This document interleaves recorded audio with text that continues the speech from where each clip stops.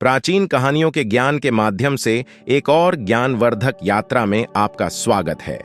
आज की कहानी में हम ईर्ष्या और उसके गहन परिणामों के पर प्रकाश डालते हैं। हम एक गांव के साधु और ईर्ष्या की विनाशकारी शक्ति की कहानी को जानेंगे। एक बार की बात है, एक साधु था जो एक छोटे से गांव में एक छोटे से मठ में रहता था। वह बहुत भाग्यशाली था कि गांव के अमीर आदमी ने मठ में उसका मदद करता था। उसे कभी भी दुनिया की चिंताओं के बारे में चिंता करने की जरूरत नहीं थी। उसकी भिक्षा भोजन हमेशा अमीर आदमी द्वारा स्वचालित रूप से उपलब्ध कराया जाता था। इसलिए साधु का मन शांत और शांतिमय था। उसके आराम और दैनिक भोजन को खोने का कोई डर नहीं था। संसार के अधिक सुख सुविधाओं की कोई इच्छा नहीं थी। इसके बजाय वह एक भिक्षु के सही आचरण का अभ्यास करने के लिए स्वतंत्र था। हमेशा अपने नेगेटिविटी को खत्म करने और केवल अच्छे कर्म करने की कोशिश करता रहता था। लेकिन वह नहीं जानता था कि वह कितना भाग्यशाली था। एक दिन एक बुजुर्ग साधु छोटे से गांव में आए। उन्होंने तब तक सत्य का मार्ग अपनाया था जब तक वे संपूर्ण और सत्य से भेंट न हो गए। जब गांव के धनी व्यक्ति ने इस अज्ञात साधु को देखा तो वह उसके सौम्य व्यवहार और उसके शांत स्वभाव से बहुत प्रसन्न हुआ। इसलिए उसने उसे अपने घर में आमंत्रित किया। उसने उसे खाने के लिए भोजन दिया और उसे एक संक्षिप्त उपदेश सुनकर उसने स्वयं को बहुत भाग्यशाली समझा। फिर उन्होंने उसे गांव के मठ में शरण लेने के लिए आमंत्रित किया, जहां पहले से गांव के साधु रहते थे। उन्होंने कहा, मैं आज शाम वहां आपसे मिलने आऊंगा। जब अज्ञात सिद्ध साधु मठ में पहुंचे तो उनकी मुलाकात गांव के साधु से हुई। उन्होंने एक दूसरे का गर्मजोशी से स्वागत किया। तभी गांव के साधु ने पूछा, क्या तुमने आज दोपहर का भोजन कर लिया? दूसरे ने उत्तर दिया, हां, मुझे इस मठ के समर्थक ने दोपहर का भोजन दिया और उन्होंने मुझे यहां आश्रय लेने के लिए भी आमंत्रित किया था। गांव का साधु उसे एक कमरे में ले गया और आराम करने को कहा। सिद्ध साधु ने अपना समय ध्यान में व्यतीत किया। बाद में उस शाम गांव का अमीर आदमी मठ में आया। वह आने वाले पवित्र व्यक्ति के सम्मान में फल पेय, फूल और दीपक का तेल लाया। उन्होंने गांव के साधु से पूछा, हमारे अतिथि कहाँ हैं? उसने उसे बताया कि उसने उसे कौन सा कमरा दिया है। वह व्यक्ति कमरे में गया, आदरपूर्वक झुककर सिद्ध साधु का अभिवादन किया। फिर से अज्ञात साधु ने जान की बातें अमीर आदमी को सुनाया, जिससे उसका सिर आदर से नतमस्तक हो गया। अब शाम होने को आई। जैसे ही शाम हुई, उन्होंने मठ के सुंदर मंदिर में दीपक जलाए और फूल चढ़ाए। उसने अगले दिन दोनों भिक्षुओं को अपने घर दोपहर के भोजन के लिए आमंत्रित किया। फिर वह चला गया और घर लौट आया। शाम को एक और भयानक घटना घटी। गांव का साधु जो इतना संतुष्ट था, उसके मन में ईर्ष्या यानी कि जलन के जहर ने घर कर लिया। उसने सोचा, गांव के अमीर आदमी ने मेरे लिए यहां काम आसान कर दिया है। वह हर रात आश्रय देता है और दिन में एक बार मेरा पेट भरता है। लेकिन मुझे डर है कि यह बदल जाएगा, क्योंकि वह इस नए भिक्षु का बहुत सम्मान करता है। यदि वह इस मठ में रहता है तो मेरा समर्थक मेरी देखभाल करना बंद कर सकता है। इसीलिए मुझे यह सुनिश्चित करना होगा कि नया भिक्षु यहां ना रहे। एक ही बात सोचते सोचते वह अपनी पूर्व मानसिक शांति खो बैठा। उसका मन ईर्ष्या के कारण परेशान हो गया। अपना आराम और दैनिक भोजन खोने का डर, इससे सिद्ध साधु के प्रति आक्रोश यानी गुस्सा और बढ़ गई। वह उससे छुटकारा पाने के लिए षड्यंत्र रचने लगा। देर रात एक प्रथा थी कि दिन समाप्त होते ही सभी भिक्षु एक जगह मूलते थे।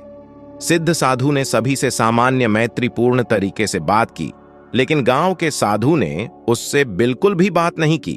तो बुद्धिमान भिक्षु समझ गया कि वह ईर्ष्यालु और क्रोधी है। उसने सोचा, यह साधु परिवार लोगों और सुख सुविधाओं के प्रति मेरी आसक्ति से मुक्ति को नहीं समझता। मैं यहां रहने की किसी भी इच्छा से मुक्त हूं तथा मैं यहां से जाने की भी किसी भी इच्छा से मुक्त हूं। इससे कोई फर्क नहीं पड़ता। यह दुखद है कि कोई अनासक्ति को नहीं समझ सका। मुझे उस पर दया आ रही है कि अपनी अज्ञानता के कारण उसे मानसिक पीड़ा झेलना पड़ रहा है।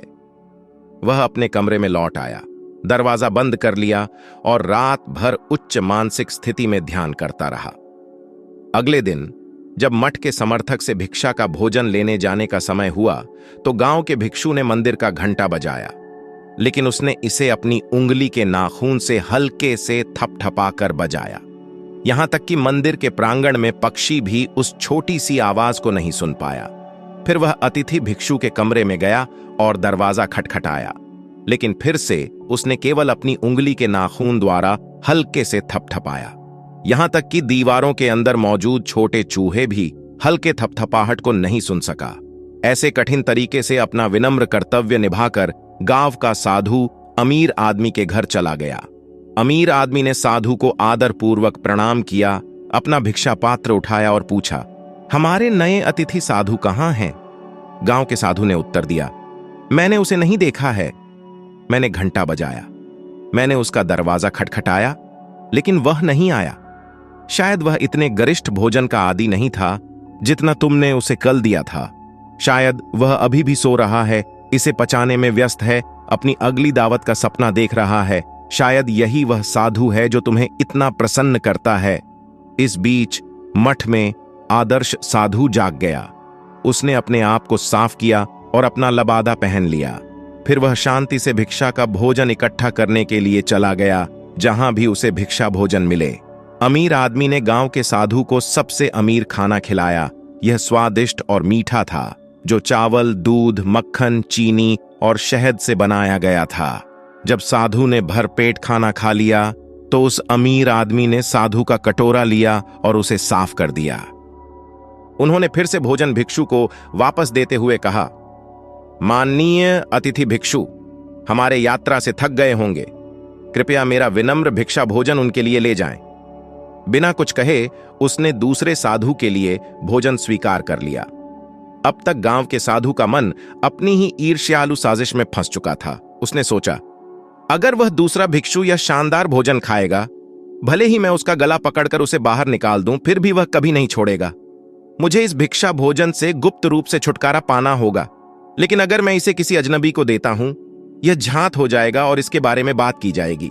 यदि मैं इसे तालाब में फेंक दूं तो मक्खन सतह पर तैर जाएगा और खोजा जाएगा। यदि मैं इसे जमीन पर फेंक दूंगा तो कौवे इसे खाने के लिए मीलों दूर से आएंगे और उस पर भी ध्यान दिया जाएगा। तो मैं इससे कैसे छुटकारा पा सकता हूं? फिर उसने एक खेत देखा जिसे किसानों ने मिट्टी को समृद्ध करने के लिए जला दिया था। वह गर्म चमकते अंगारों से ढका हुआ था, इसलिए उसने अमीर आदमी के उदार उपहार को अंगारों पर फेंक दिया। भिक्षा का भोजन बिना किसी निशान के जल गया और इसके साथ ही उसके मन की शांति भी चली गई। जब वह मठ में वापस आया तो उसने पाया कि अज्ञात साधु चला गया था। उसने सोचा, वह एक पूर्णतः बुद्धिमान भिक्षु रहा होगा। वह जानता होगा कि मैं ईर्ष्यालु था, अपना पसंदीदा पद खोने से डरता था। वह जानता होगा कि मैंने उससे नाराजगी जताई है और उसे धोखा देकर छोड़ने की कोशिश की है। मैंने उसके लिए भिक्षा का भोजन बर्बाद कर दिया और यह सब अपना पेट भरा रखने के लिए। मुझे डर है कि मेरे साथ कुछ भयानक घटित हो जाएगा। मैंने क्या किया है? इसलिए अपने आसान दैनिक भोजन को खोने के डर से उसने अपनी मानसिक शांति को त्याग दिया था। जीवन भर वह अमीर आदमी उसका साथ देता रहा, लेकिन उसका मन पीड़ा और पीड़ा से भरा हुआ था। वह एक चलते फिरते भूखे झोंबी या एक जीवित भूखे भूत की तरह बर्बाद महसूस कर रहा था। जब उनकी मृत्यु हुई तो उनकी पीड़ा जारी रही, क्योंकि उसका नरक की दुनिया में पुनर्जन्म हुआ था, जहां उसने सैकड़ों हजारों वर्षों तक कष्ट सहा। अंततः वहां भी उसकी मृत्यु हो गई, जैसा कि सभी प्राणियों की मृत्यु होनी चाहिए। लेकिन उसके पिछले कर्मों का फल आंशिक रूप से ही पूरा हुआ, तो उसका 500 बार राक्षस के रूप में पुनर्जन्म हुआ।